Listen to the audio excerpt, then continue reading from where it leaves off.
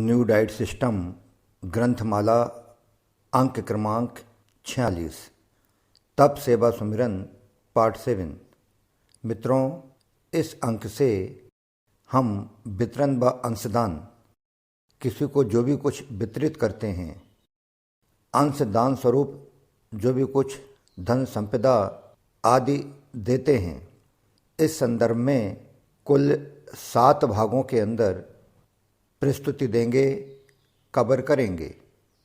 वितरण व अंशदान का यह प्रथम भाग है, जिसके अंतर्गत वितरण या अंशदान कहाँ, किसको, कब, कितना और कैसे करना चाहिए, इस संदर्भ में चर्चा परिचर्चा होगी। इस प्रथम भाग की प्रस्तुति कुल 16 बिंदुओं में होगी। पॉइंट नंबर 1, मनुष्य को सेवा सहयोग राशि पूर्ण विश्वास के साथ सदैव ऐसे उचित स्थानों पर ही अर्पित करना चाहिए जहां निष्कपट एवं निस्वार्थ भाव से पूर्ण पवित्रता के साथ बिना किसी अपेक्षा एवं चाहत के स्वार्थपरता से परे प्रभु सेवा के कार्य ही किए जा रहे हों। पॉइंट नंबर 2, प्रत्येक मनुष्य को उसके पास जो कुछ भी है उसे बांटने की वृत्ति होना चाहिए। बांटने का सिलसिला अपनी अनुपयोगी पुरानी वस्तुओं से आरंभ करते हुए मनुष्य को चाहिए कि फिर वह धीरे धीरे अपनी नई वस्तुओं के वितरण का सिलसिला भी आरंभ कर दे। कोई भी नई अथवा पुरानी वस्तु अपने घर में या अपने अधिकार क्षेत्र में पहुंचते ही किसी उचित पात्र को प्रदान कर देना चाहिए। पॉइंट नंबर 3, जो लोग उचित पात्रता रखते हों उन्हीं के बीच वितरण करना चाहिए।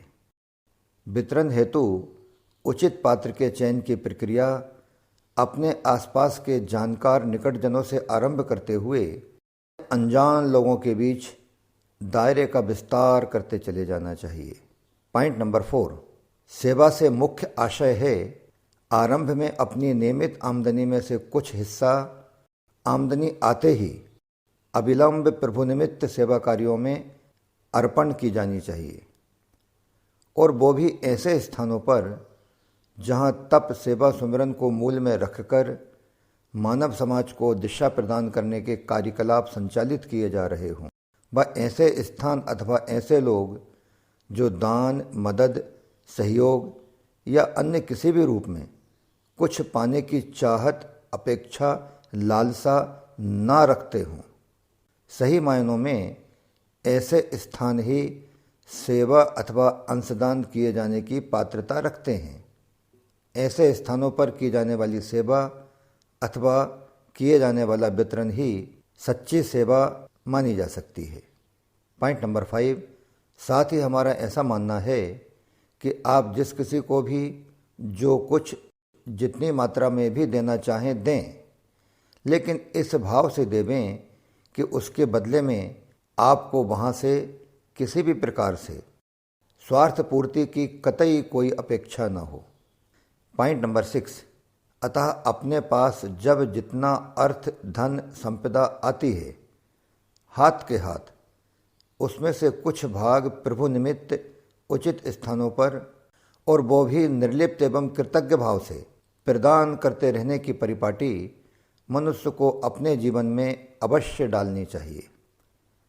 ऐसे सेवाभावी व्यक्ति एवं परिवार पर नाना प्रकार से ईश्वर की इतनी कृपा बरसती है कि उसे शब्दों में बयां नहीं किया जा सकता।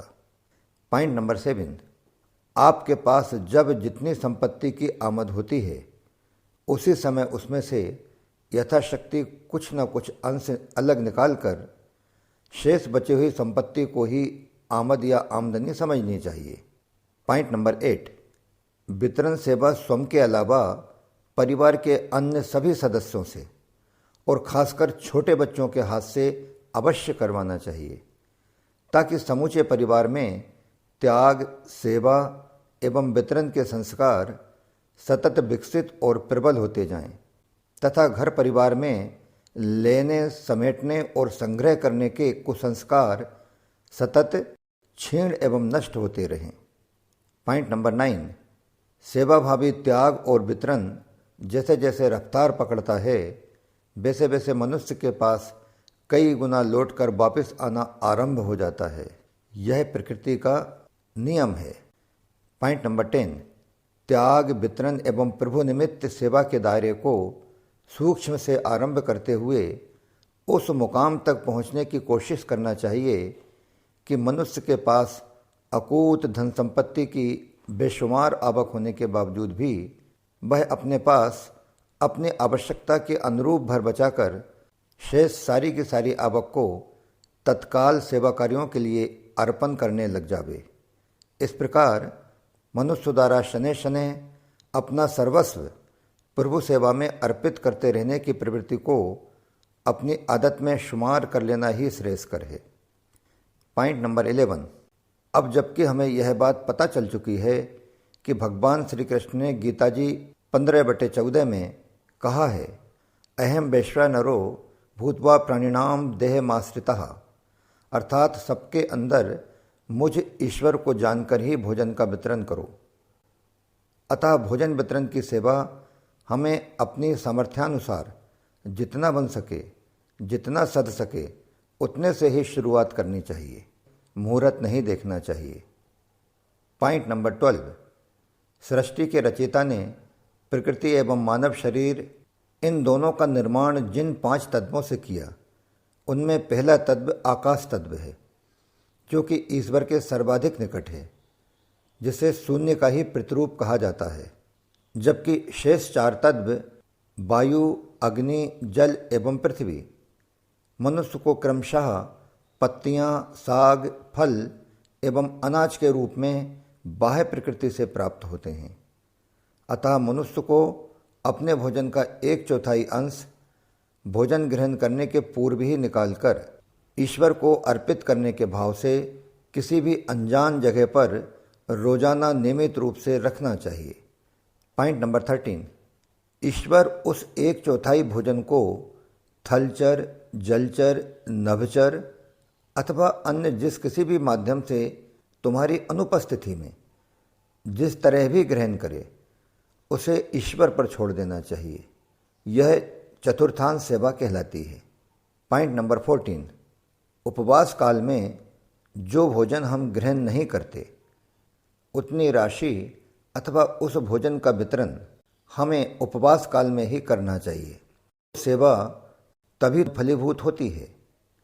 पॉइंट नंबर 15, अगर आप सेवा के इन आयामों में से कहीं पर भी वितरण करने के लिए अपने आप को अक्षम पाते हैं, तो समझ लीजिए निश्चित रूप से आपसे तप साधना करने में कहीं चूक हुई है। ऐसी सेवा का कोई औचित्य नहीं है। ऐसी स्थिति में मनुष्य को चाहिए कि वह अपने खान पान में सुधार कर पुनः त्रिसूत्रीय साधना के प्रथम सूत्र यानी तप से शुरुआत करे। लास्ट वन, पॉइंट नंबर 16, कुल मिलाकर इस बात को अपने जहन में अच्छी तरह सुनिश्चित कर लें कि जीवन में बिना तप को किए मनुष्य द्वारा की जाने वाली सेवा व्यर्थ है। बिना सेवा किए सुमिरन करना सिर्फ दिखावा भर है। अतः बिना सेवा के सुमिरन भी व्यर्थ है। इस प्रकार त्रिसूत्री साधना के तीनों अंग यानी तप, सेवा और सुमिरन को किए बिना मानव जीवन ही व्यर्थ है। तो मित्रों, तप, सेवा, सुमिरन पार्ट 7 अंक क्रमांक 46 वितरण व अंशदान भाग 1 यहीं समाप्त होता है। अगली कड़ी यानी वितरण व अंशदान भाग 2 में वितरण के फायदे एवं नुकसान आदि कुछ एक गूढ़ एवं विशिष्ट बिंदुओं को लेकर आपसे फिर मुलाकात होगी। आभार, प्रणाम, धन्यवाद। योगी अंश रमेश चंद्र भार्गव।